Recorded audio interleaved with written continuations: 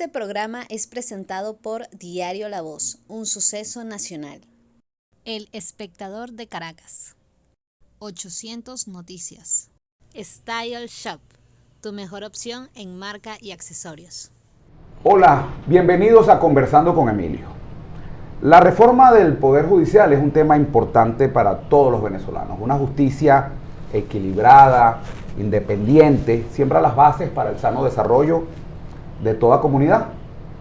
Para hablar del proceso de reforma de justicia que se lleva a cabo en Venezuela, está con nosotros el diputado José Gregorio Correa. Él es vicepresidente del Comité de Postulaciones Judiciales de la Asamblea Nacional. José Gregorio, bienvenido. Un gusto estar aquí contigo. José Gregorio, brevemente, ¿cómo es ese proceso? ¿En qué etapa estamos? ¿Y qué garantía tenemos los venezolanos de que aquí salga un poder judicial independiente y justo en beneficio para todos nosotros? ¿De dónde venimos y dónde estamos? Venimos de un Tribunal Supremo de Justicia que actualmente es de 32 magistrados. Se hizo una reforma a la ley orgánica del Poder Judicial donde se reduce de 32 a 20 magistrados. Se reduce el número de integrantes por sala, la sala constitucional que tenía 5, que tenía 7, ahora tendrá 5. ¿Por qué se reduce? Bueno, yo creo que es para mayor practicidad, yo creo que es una forma más dinámica de poder manejarse el tema. Es más fácil decidir entre 3 que decidir entre 5, es más fácil decidir entre 20 en una sala plena que decidir en 32. Y había que hacer una renovación, es lo que se pedía. Pero te avanzo un poco más. Esta reforma de la ley orgánica, que muy pocos conocen su contenido, te la voy a decir aquí rápidamente, es que además de la reducción de los magistrados de 32 a 20 y que la sala constitucional va a quedar con 5 integrantes, es que además vamos a poder escoger el inspector general de tribunales, no solo los magistrados. Por primera vez el inspector general de tribunales no va a ser un magistrado. O sea, esa forma de pagar y darse el vuelto. ¿Qué es el inspector para cultura? El inspector general de tribunales es aquella persona, es aquel funcionario, aquel magistrado, en este caso no del TCJ, sino que va a llevar esta función por 7 años, que vigila y supervisa el funcionamiento de los tribunales a nivel nacional. Esa cosa es importante porque es el gran policía de los tribunales. Es que vigila, es a quien usted acude cuando tiene una irregularidad en un tribunal. Pero además vamos a escoger por primera vez el director ejecutivo de la Escuela de la Magistratura, que es donde los jueces aprenden a ser jueces. Y tampoco va a ser un funcionario, un magistrado. Va a ser también una persona elegida fuera de su seno. Eso también será por 7 años. Este desarrollo, esta novedad, creo que va a ser importante. Pero te agrego una más, que estoy diciendo las cosas pocas conocidas de la reforma. Se crea la Gaceta Judicial. ¿Qué es la Gaceta Judicial? La Gaceta Judicial es aquel instrumento jurídico donde el Tribunal Supremo de Justicia podrá publicar sus acuerdos y resoluciones. No será en la página web como una cosa más. Es una Gaceta Judicial, donde usted podrá ver allí, no la sentencia, porque la sentencia la seguirá viendo por la página, pero es importante que los acuerdos y resoluciones no tenían una capacidad, un espacio físico donde publicarse. Pero es que más vamos a coadyuvar en el nombramiento de las autoridades de los jueces superiores en cada entidad federal. Este comité estará en su duración por 2 años. Está integrado por 21 venezolanos y venezolanas, 11 diputados y 10 de la sociedad civil. Nosotros en el día de ayer, que concluía el proceso a las 4 de la tarde, en vista de la cantidad de venezolanos que han hecho su solicitud de inscripción, hasta ayer te digo, Emilio, que teníamos 365 aspirantes a las 4 de la tarde. A las 4 de la tarde. No te puedo decir hasta ahora cuánto va. Y ahora se ha postergado hasta el viernes. Hasta el día del viernes a las 5 de la tarde. O sea que por aquí hago el llamado a todo venezolano o venezolana que aspire a ser integrante del Tribunal Supremo de Justicia, a inspector general de tribunales, a la dirección ejecutiva de la Escuela de la Magistratura, a que lo haga antes del viernes a las 5 de la tarde. ¿Qué viene una vez culminado ese periodo de postulación? Comienza un proceso de evaluación, nosotros haremos un proceso de selección. ¿Quiénes participan en ese proceso de evaluación? Nosotros los 21 integrantes del comité. Que son los 10 que me dijiste diputados. 10 de la sociedad civil y 11 diputados. ¿Quiénes son esos de la sociedad civil? Pues es una palabra muy ambigua. Bueno, pero son representantes que se los inscribieron escoge? postulados. ¿Cómo llegaron ahí? Fueron postulados por distintos organismos, por la sociedad, por las universidades, por las rectorías de las facultades de Derecho, por asociaciones civiles, por ejemplo, tenemos... O sea, son personas conocedoras del tema legal.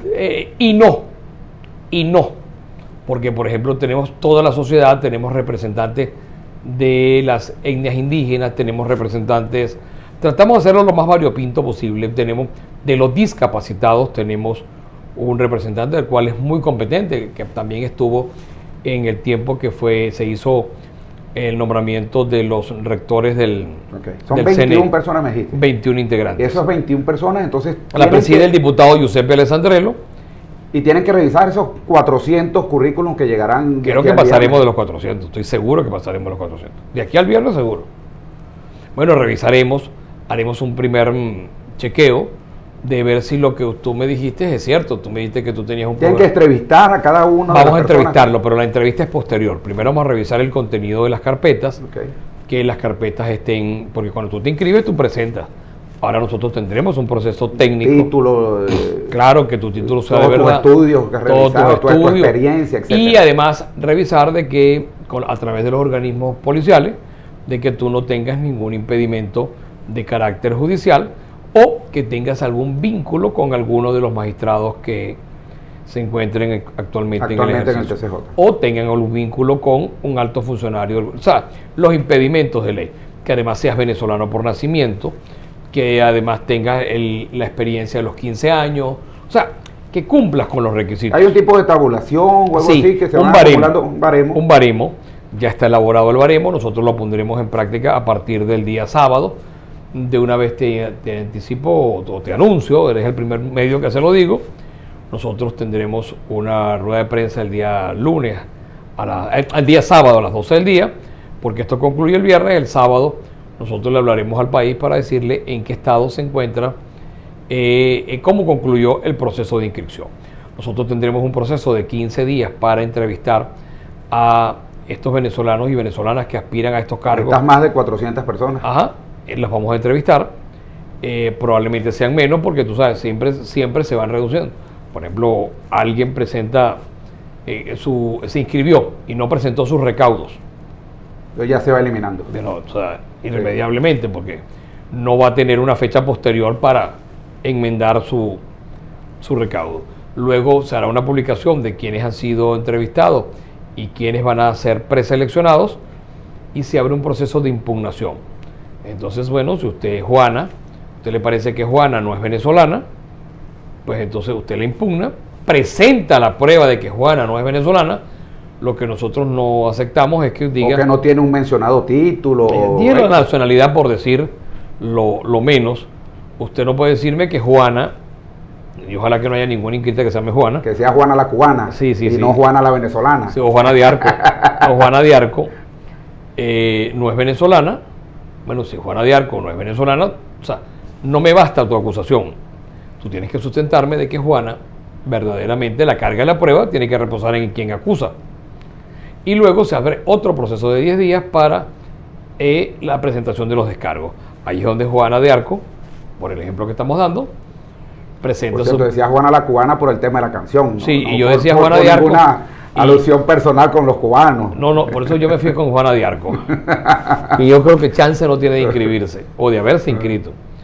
Ahí es donde Juana de Arco, en el ejemplo que estamos, presenta su partida de nacimiento, presentará los recaudos de los cuales le están acusando. La verdad que estuvo incursa en determinado, bueno, aquí tiene su conclusión.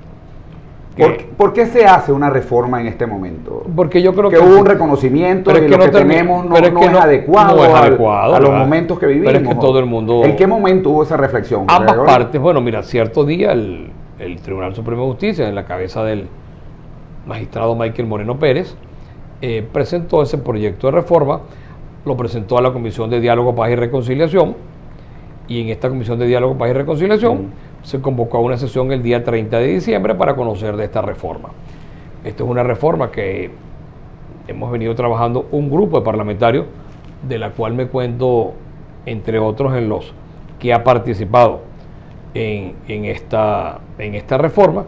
Yo me siento muy satisfecho con la reforma que se ha hecho, pero no termina allí. Nosotros tenemos que ir hacia los órganos auxiliares de justicia. Y estos órganos auxiliares de justicia también está la Contraloría General de la República, está la Fiscalía General de la República y la Defensoría del Pueblo. Estos son tres integrantes del Poder Moral que tienen que ser también renovada su participación en el proceso de justicia venezolano. Eso se hará en los próximos días. No se te olvide que al fin y al cabo quien lleva la mayoría es el gobierno nacional, quien lleva la pauta de la agenda. Pero ten la seguridad que nosotros, aún siendo minoría, hemos alzado la voz, se ha hecho escuchar nuestra voz, hemos hecho advertencias y las han acogido. Yo quiero dejar constancia de que cada advertencia que hemos ido haciendo sobre el tema de la reforma en esta materia de judicial ha sido acogida. ¿Por qué? Porque ha sido sencillamente no desde el punto de vista político, sino desde el punto de vista académico. Ha sido escuchadas las opiniones. Pues. Porque lo hemos hecho desde el punto de vista académico y desde el punto de vista jurídico. Ahora fíjate, en este proceso se van a escoger solo y exclusivamente los 20 magistrados. No, 20 magistrados principales, 20 magistrados suplentes, el inspector o inspectora general de tribunales, el director o directora de la escuela judicial, de la escuela de la magistratura. ¿Y cómo se designan? O sea, serían 43 funcionarios. 43 funcionarios. ¿Cómo se designan el resto de esa telaraña judicial, los juzgados, para que la gente conozca cómo es ese proceso? ¿Quién es el juez del tribunal de primera instancia en lo penal, en tal circuito? Eso lo hará el Tribunal Supremo de Justicia, coadyuvado por esta Comisión de Asuntos Judiciales. O sea que de aquí, de esta reforma, no solamente abarca la cúpula o el tope del TSJ, sino eso va a tener repercusión. Una reforma profunda. Aguas abajo. Una reforma profunda que va a tener las consecuencias de una renovación y tratar de buscar un sistema de justicia más ágil. Un sistema de justicia donde quien la administra la pueda dar sin dilaciones y quien la solicita la pueda obtener sin ningún tipo de retardo o dilaciones. ¿Qué requisito buscan ustedes, los diputados que conforman esa comisión? Los requisitos constitucionales. En un diputado, en un magistrado. Bueno, los requisitos constitucionales. ¿Pero qué requisitos debe tener? No solamente profesionales, sino humanos, morales, que reflejen honestidad. ¿Qué buscan? Eso. Hemos ido ultra petita. La verdad que debo decir que hemos ido un poco más allá de lo que nos pide la ley. Nosotros nos hemos esforzado en que usted tenga una conducta una conducta idónea, que su desarrollo y su desempeño como abogado esté ajustado a las normas, haya sido de pulcritud, y en esa medida nosotros podemos dar, porque quien no tiene no puede dar lo que no tiene.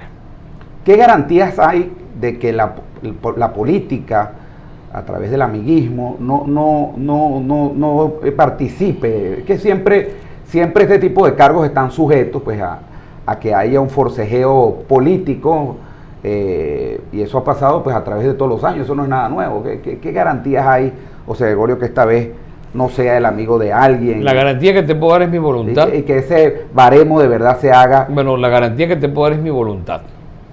Esa es la que te puedo dar, mi voluntad. No tengo más otra que darte que no sea mi voluntad, porque no puedo opinar por otro. ¿Denunciarías tú si eso no fuese así? Totalmente. Pero ¿harías la denuncia pública? Sí. Más que la denuncia, haría la advertencia, porque esto no es un tema de la denuncia. Es un tema de advertir que las cosas como marchan, así no son. Lo he hecho en Cámara. Con los distintos temas que planteo en Cámara. Yo no soy muy amigo de la denuncia. Soy amigo de la advertencia que las cosas como marchan, no marchan bien. Eso lo he hecho en materia económica. Un gobierno como este, como marcha en materia económica, no es el camino. Y las pruebas están como están. Hay cosas a las que uno tiene que salirle al paso. Pero tú y yo tuvimos conversaciones aquí, Emilio, durante la campaña electoral. Uno de los sitios que brindó la bondad de entrevistarme durante el tiempo de la campaña, yo advertía que esto iba a pasar. Señores, si usted no vota, el gobierno va a tener una mayoría que no refleja la voluntad de la sociedad.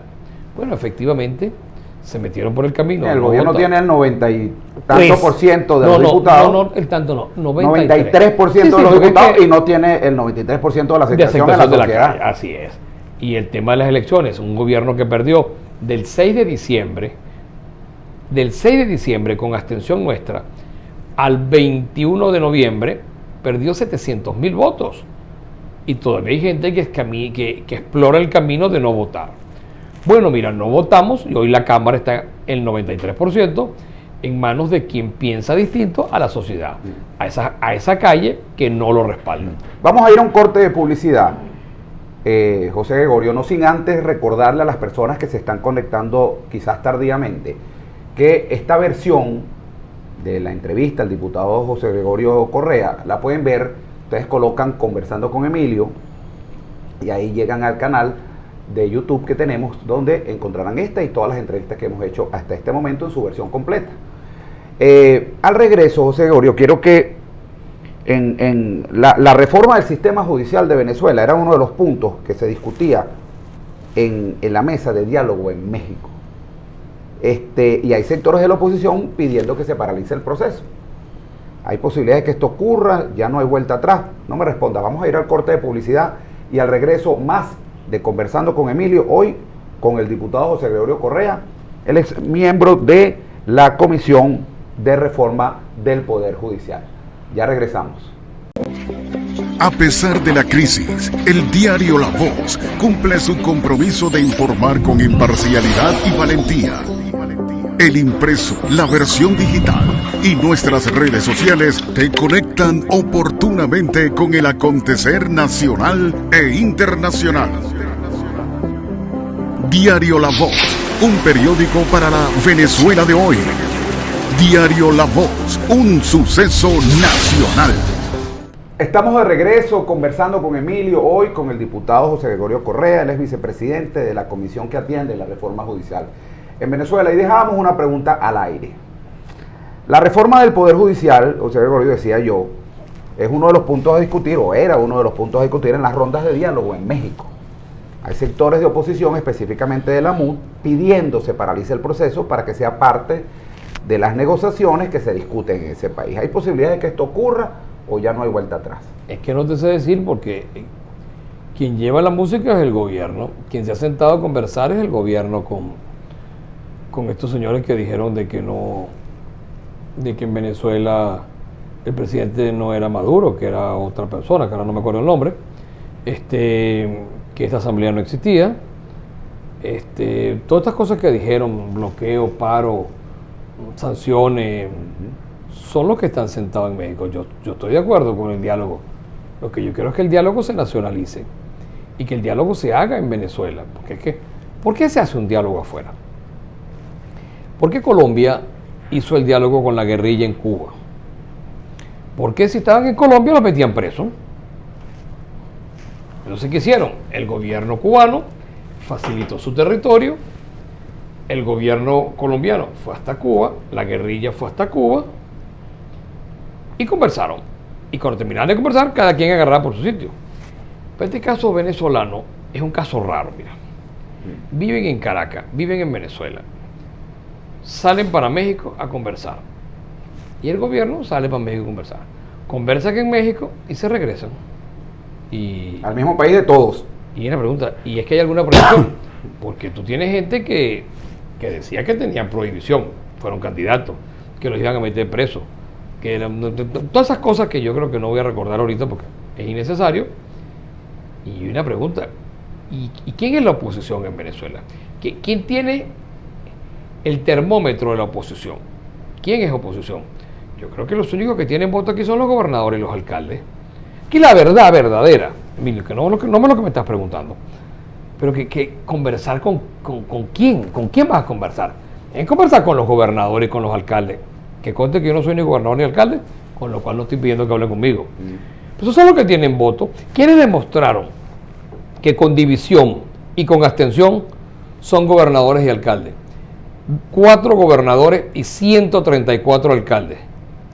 134 alcaldes y 4 gobernadores. ¿No será con ellos que tiene que ser el diálogo? ¿Por qué no participa la oposición que está representada en la Asamblea Nacional en estas conversaciones? No lo sé, porque tú sabes que esto es muy raro, mira. El gobierno conversa con unos que no creen en ellos en el exterior. Y luego participa con nosotros, que somos los que estamos en la asamblea. Pero bueno, es un tema del gobierno. Yo particularmente, que he sido, como te lo comentaba, jefe de la fracción hasta ahora, que hasta hace... Y hay comunicación entre estos diputados que están en la oposición, de la oposición que están en la Asamblea Nacional y el Ejecutivo. Sí, nosotros. Hay comunicación. Yo pero toda, porque al fin y al cabo yo estoy en la asamblea. Yo no me reúno con nadie a sola porque no me hace falta. O sea, esta es otra cosa que es poco sincera. Nosotros nos acusan de las cosas horrorosas. Que ya, por cierto, tienen tiempo que no nos acusan. Hay sectores de la MUD que dicen que le hacen el juego al gobierno. Ese sector que yo me ocupo de que se respete, porque cuando a ellos le dicen cucaracha, yo no acepto que la política la ponga a este nivel escatológica. Cuando algunos nos dicen a nosotros arácnidos por querer... Alacranes. No, arácnidos lo llamo yo. Yo exijo respeto para ellos cuando les dicen cucaracha. Primero, que la cucaracha es una cosa que da mucho asco. Y no acepto que a ellos les digan cucaracha. No acepto que ese grupo que no está conmigo, que hace así, se refiere a cucaracha, porque hay que exigir respeto para todos. Y si pido respeto para mí, también exijo respeto para a esos que les hacen llamar cucaracha, porque no puede ser la política, no puede estar enmarcada dentro de ese sistema. Ahora, lo raro de todo esto es que nosotros conversamos con el gobierno públicamente. Otro sector conversa con el gobierno a escondidas. Lo que es que no conversamos entre las dos oposiciones, no conversamos. Es único. O sea, cuando tus tataranietos Materán y mis tataranietos Correa conversen, dirán, ¿y cómo hacían para hablarse los dos sectores con el gobierno, pero ellos entre sí no, si los dos querían salir del gobierno? Algo que quedó expresado como una necesidad después de los resultados de Barinas, pero de eso hemos hablado bastante. Ah, no, lo de Barinas es una maravilla. Pero de eso hemos hablado bastante. Que con una elección se tuvo 2 victorias. Eso fue un récord. Volviendo al tema de la reforma, el ministro de Comunicación, Alfred Nazaret, aseguró por Twitter que la reforma promulgada busca garantizar al pueblo respuestas eficientes y mejorar la administración de justicia en Venezuela. ¿Tú crees que en verdad se podrá mejorar la administración de justicia en Venezuela o seguirán siendo resultados? Si lo hacemos como es, acorde a la militancia política. Si lo hacemos distinto y como es, tendremos otros resultados. Si lo seguimos haciendo como no es y de la misma manera, tendremos el mismo resultado. Porque fíjate, por lo menos Gerardo Blay dice que Venezuela es un país, esto es una cita, con una justicia secuestrada que persigue y encarcela a la disidencia y promueve la impunidad. ¿Qué opinas de ese comentario? Bueno, que en otro lado, alguien que opine así estaría preso. Fíjate, por ejemplo, yo traje, pero casualmente. Y no es el caso, y no es el caso de Gerardo, que es un eminente abogado, amigo mío, a quien yo le tengo la más alta respeto y admiración desde el punto de vista jurídico y personal. Entonces, yo me cuido de ese tipo de afirmaciones. El periódico de ayer, el diario La Voz. Más que de ayer, del día anterior, porque de ayer me recuerda de la canción. A la canción. Bueno, del día anterior. La edición del día anterior. El diario La Voz, el día anterior, dice en uno de sus titulares, lo mostramos aquí, envían a cárcel de El Rodeo a viejitos por protestar monto de las pensiones. Estas son situaciones que no deberían pasar, a mi juicio, una opinión muy personal, pero que ponen en tela de juicio pues la justa aplicación de la justicia. O sea, estos son unas personas, pregúntame si están protestando por algo ilegal. Aquí los acusaron, fíjate, dice, el Tribunal Primero de Control del Estado Vargas dictó la tarde de este lunes la orden de privativa de libertad contra William Echarri y Ramón Blanco, integrantes del Frente Amplio de Venezuela Libre en la entidad costera, y les imputó los crímenes de instigación al odio y agavillamiento, usando como base jurídica el artículo 20 de la ley contra el odio. Ellos están protestando por el monto de las pensiones, que el monto de las pensiones es algo justo en este momento, sobre la cual nadie pueda protestar porque lo llevan preso. Pero si yo no sé si has visto declaraciones mías anteriores sobre eso. Yo creo que de esta asamblea, el que más ha hablado sobre eso debo haber sido yo. Yo estoy en contra de que una persona que en los últimos años de su vida los pase sin dignidad. Le dedicaron los mejores años de su vida a la administración pública Y hoy nuestros ancianos, nuestros viejitos, todos los que estamos aquí ahorita y todos los que están en sintonía, tenemos un familiar o un amigo viejo, jubilado con una pensión paupérrima. ¿Qué estoy planteando yo? Que cada organismo público, entre otras cosas, tenga un servicio médico, que no es nada caro, porque un viejito en esta época de COVID necesita hacerse un examen, hacerse pruebas, y con lo que gana no se lo puede hacer. Que tenga una proveeduría de medicamentos, porque este es un país donde se gasta el doble y el triple. Este es un país donde hay seguro social, pero usted tiene un seguro personal, el que lo puede hacer. Sí. Pero es que además usted paga impuestos para tener seguridad, pero contrata a una agencia, una empresa de seguridad para que le cuide la urbanización donde vive, la zona, el edificio, el portero. Pero además paga impuestos para tener luz, pero trata en la medida de sus posibilidades de tener una planta. Usted paga impuestos para tener agua, pero tiene que contratar una, o sea, pagas el doble de los impuestos, pero no termina allí. ¿Dónde termina este problema grave? En que usted no tiene ningún servicio público y los viejitos no son atendidos con dignidad. Un anciano, una persona mayor, un jubilado, un pensionado, tiene derecho a pasar los últimos años de su vida. Y digo los últimos años de su vida porque está probado en 2000 años, en 10.000 años, que nosotros tenemos un tiempo de vida, el ser humano. Y ojalá que todos se pudieran morir de 150 años o no morirse nunca. Pero no puede ser que una persona de 80, 90 años tenga que salir a protestar porque reclama que su pensión es una pensión paupérrima. Yo creo que nosotros tenemos que ponerle, y digo nosotros el Estado, este es un tema del gobierno, pero el que yo creo que entre todos podemos coadyuvar a que todos nuestros ancianos, pensionados y jubilados, tengan una vejez con dignidad. Ahora fíjate, José Gregorio, tocando el tema de pensiones y de salarios, quedan escasos 2 meses y 15 días, 2 meses y medio para el 1 de mayo. ¿Se conversa en la Asamblea Nacional en este momento sobre una reforma a la ley, hay que reformar algún salario mínimo concertado? ¿Se discute de eso o se está esperando última hora? Es muy probable que el gobierno, para enterarse de última hora, en el Parlamento se enterarán del gobierno. Es muy probable que sea de última hora, pero no está allí. Es que tú sabes que este es el único país del mundo, del globo terráqueo, del sistema solar, de la Vía Láctea, donde cuando tú aumentas el salario mínimo la gente se asusta. El trabajador prefiere que no le aumenten el sueldo. No me lo vaya a aumentar, cuidado, porque el costo de la vida se le triplica. O sea, cuando tú dices, se aumentó el salario mínimo en tanto, o sea, en cualquier país del mundo se alegrarían, harían fiestas. Aquí se aterra. Porque es que el modelo... Bueno, sobre todo en una hiperinflación. Este es un país, hiperinflación, eso es leña para el fuego de la hiperinflación. Este es un país que tiene 18 ceros de inflación. O sea, todo lo que usted tenga, cuando usted le dicen, eso cuesta 1.000 bolívares. A esos 1.000 bolívares agréguele 18 ceros. Agrégaselos. Porque esa es la verdadera inflación. Y si lo quiere hacer al revés, ¿cuánto vale este vaso de agua?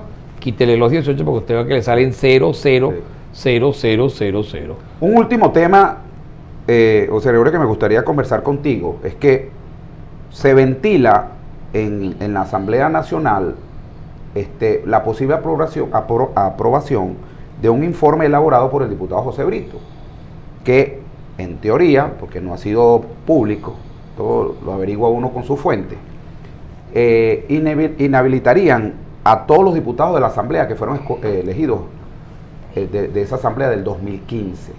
Inclusive se habla de cárcel para directiva. Bueno, espero que no sean todos, porque yo fui directivo de eso. Bueno, por eso la pregunta. Inclusive cárcel para los directivos para la Junta Directiva de esa Asamblea Nacional. ¿Qué sabes tú de eso? No tengo conocimiento, no he hablado con el diputado ahorita de eso, pero yo... Es bueno que hable, porque hablan de un informe de 2.000 páginas que involucran, involucran a todos. Y yo pienso que no es algo donde se pueda generalizar. Lo que puede decir en los corrillos de los pasillos es más o menos lo que tú estás diciendo.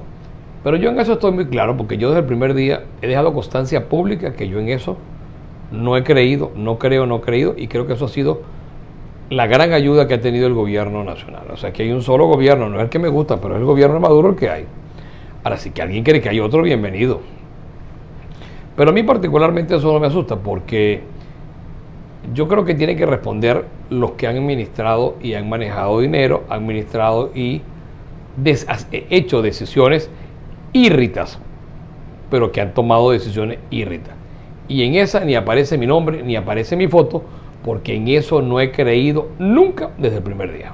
Bueno, muchísimas gracias, José Gregorio Correa, vicepresidente de la comisión que atiende la reforma judicial en Venezuela. Con esas palabras nos despedimos, recordándole nuevamente que la versión completa de este programa lo pueden ubicar colocando en su buscador Conversando con Emilio, entrevista al diputado José Gregorio Correa, y ahí encontrarán esta y todas las entrevistas que hemos hecho hasta este momento. Así que muchísimas gracias por su sintonía. Chao, chao. Este programa fue presentado por Diario La Voz, un suceso nacional. El Espectador de Caracas. 800 Noticias. Style Shop, tu mejor opción en marca y accesorios.